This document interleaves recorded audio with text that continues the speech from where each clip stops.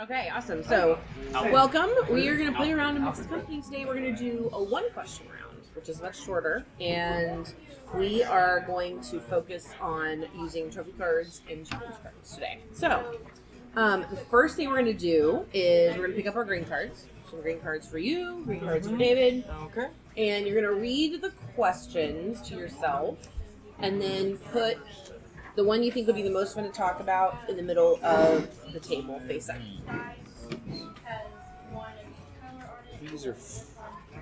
These would be interesting, but those are a little deep for today. We're going to go with that one. Okay. You think that one's not deep? What? What should be free that isn't? You didn't see my other, like, the three you gave me are all in the deep category. Okay. Nice. Okay, good. All right, so we'll discard the other two, and then... Those were my other two. Let me see. Oh, nice, yeah.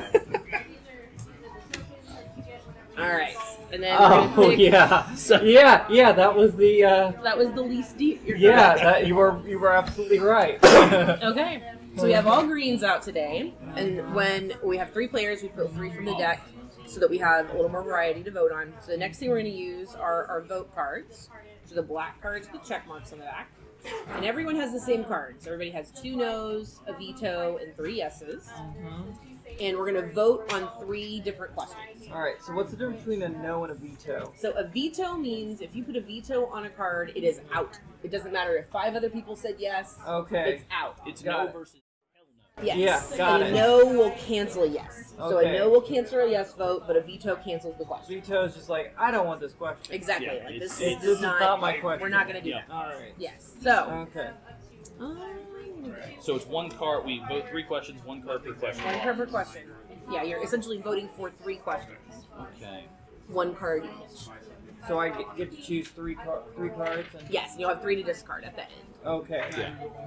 So, is there any reason not to right use a veto if I'm using until a no? you say I'm done rolling? Well, a veto would totally take it out. So even if everybody else in the group wanted to talk about it, Yeah, I if you know put a that's- veto on it, that's- it would A be no out. a no cancels 1 yes. I'm just asking why I wouldn't use a veto as opposed to a no.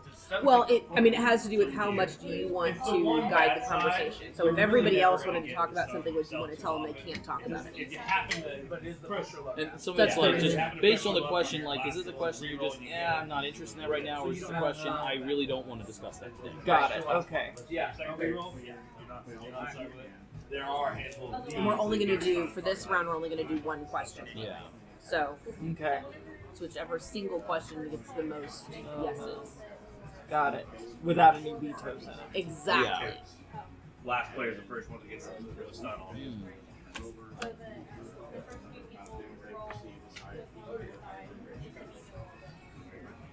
Only first. Oh, I'm sorry, I didn't read them.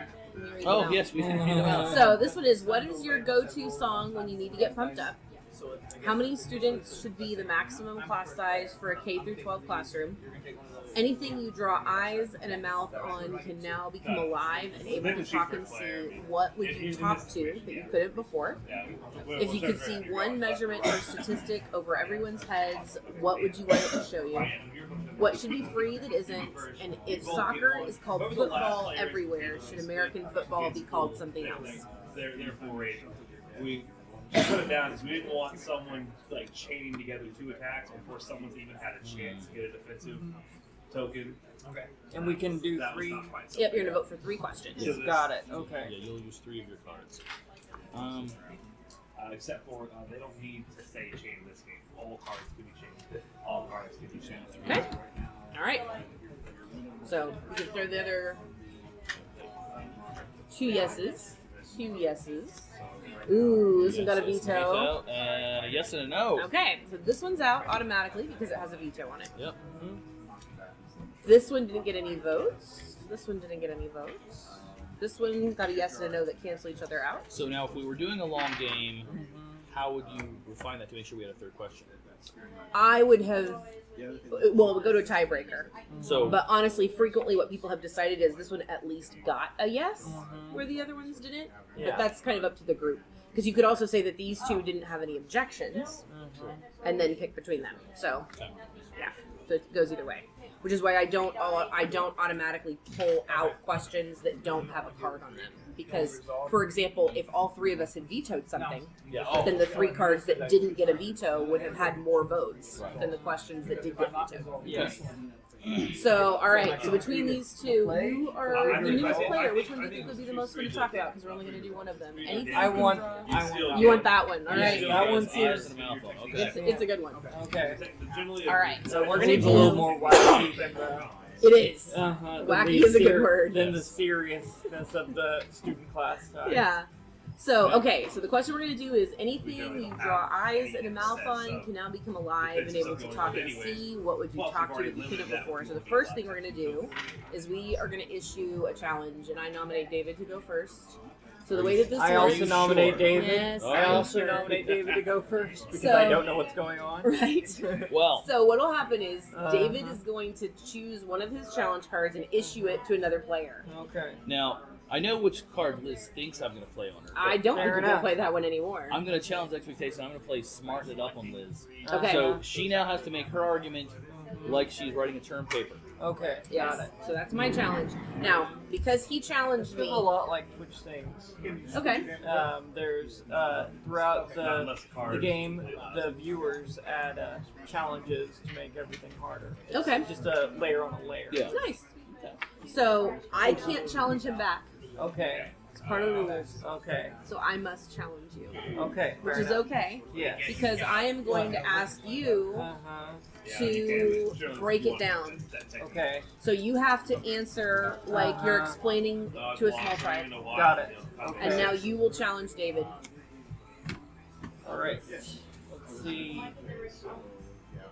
I don't think you understand how hard this one is going to be for me. But Well, that is why it's a challenge. Yes. yeah, because I speak to kindergartners like I would, same way I would speak to a college professor. So, all right.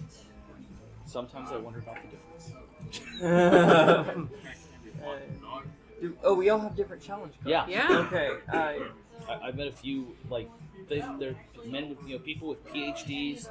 They're geniuses in their very specific area. Right. But in basic things, it's like, How do you survive? How do you eat? And some of them have people that do that for them. It's like they filled their brains so much with the knowledge technical of stuff, their yeah. area that they've lost a normal logic. Can you use these 3 for damage and these 3 for the technique? No, you resolve if Or are you just going to resolve 3 Yeah. dice no matter what? Yeah, if you Normally, you don't say. I don't understand. So you'll pick a word that David can't use for the Oh. duration of the conversation. Okay, got And it. then if he says that word, then you get the point back for the challenge. Okay, If he got it. doesn't, then he Yeah. gets the point. Got it. Button mashing was just tossed. And that is a good choice for this challenge, Uh-huh. if you wanted to use that one. Okay. Yeah, that one can this be very useful in some cases. Yes. This was the help. Button mashing was Now, if I say a word, can he do the plural of that word? He No. could do a synonym, but he couldn't do the plural. So like if I. That was too. Just Okay. like, why would I want to match those when I can deal like As in like eyeball, 20, 25 I mean, by as opposed to like I eyeball. personally. Yes, Yeah. eyeball. Yeah. I got it. Okay. Picking All right. those. So first he would do And So, I'll set the timer for 10 minutes. Okay. 4 points of damage. Because each question round is 10 minutes long. And then at the end, just to help, you may want to look at your trophy cards because you're going to be giving out one of these trophies Okay. at the end of the game. All right. So just so you That's know what you're 40 looking for. points. What you're going to hold on. So if he makes an argument, and Oh, he okay. I supports got his it. argument Okay, well, got it. yeah, I'm thinking supporting actor, so. Unless it's said I mean, okay. you could use it that way if you wanted to. those can be blocked. okay. Are we ready to start? None of those have any preventative. I think we're ready to start. All right, David, start us off. So, if I had to draw peepers and a mouth on an object, it comes alive, and then I can talk to it. Yeah, the orange ones are How would I fail. talk to that I couldn't talk to before?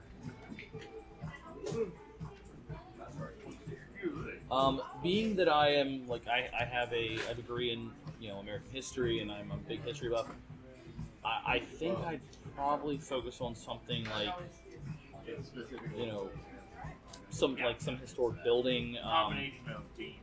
You know, especially like some of the buildings on the East Coast where the founding fathers, like, you know, sat around discussing things, and you know, just bring that building alive. So, you know, tell me about all the things like that it saw, and you know, find out all the dirty secrets that we don't know about. The gossip. The gossip, yes. The Yeah, the Continental stuff that Congress, they did not put in the history book. right? The gossip of the Continental Congress. Yeah. Who insulted who, and Yeah. Did they notice? yeah. Yeah, that sounds good. I like that. So, were I to create an environment where I was personifying an inanimate object and empowering it with an imbued sense of self, I believe that the object that I would choose to enhance would have to be something that was going to be conversant in some way, that was engaging and entertaining. And so I would choose to enhance, similar to David, I would choose to enhance something that had a lot of opportunity to share something of interest. So a building could be a good choice, or I would be curious to choose an object on a trade route, like a waypost, or a sign, or a stone that's been used as a landmark or marker for extensive periods of time.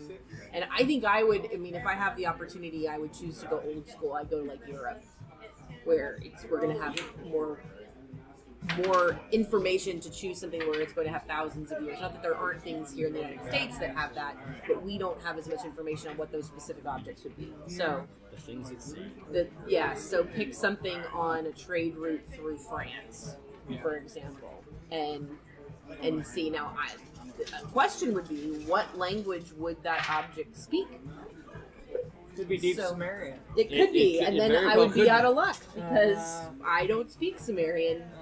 But if we wanted to extend the concept to include that the language that would be spoken by said object would be the language of the person who drew the facial structure on it, then that would help.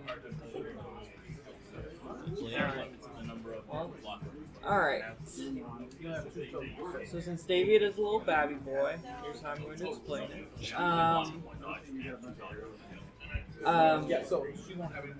Alright, so you know how we all have eyes, and we all have mouths, and we are able to talk to each other because of our appendages, because of our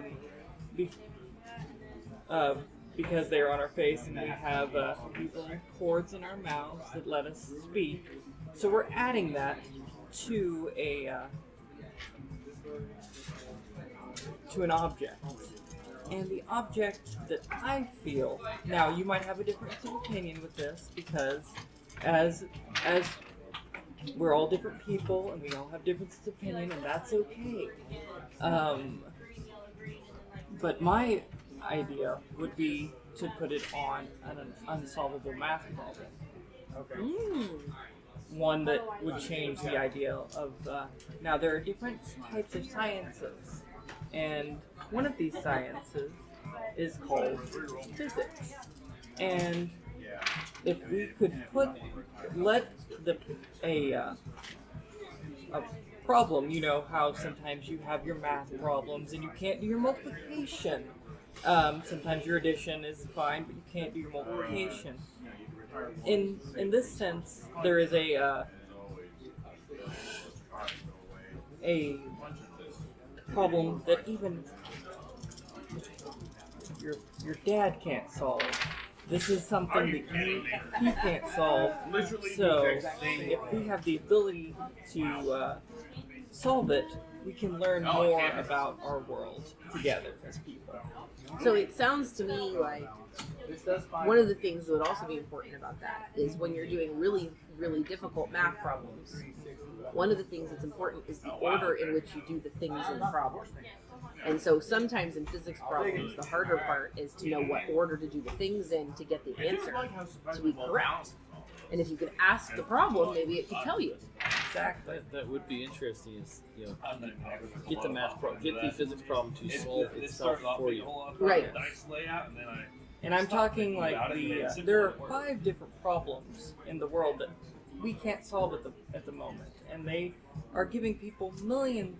Will give a person, if you can solve that problem, they will give you $1 million. And I know that's a lot of money for you, baby David, but it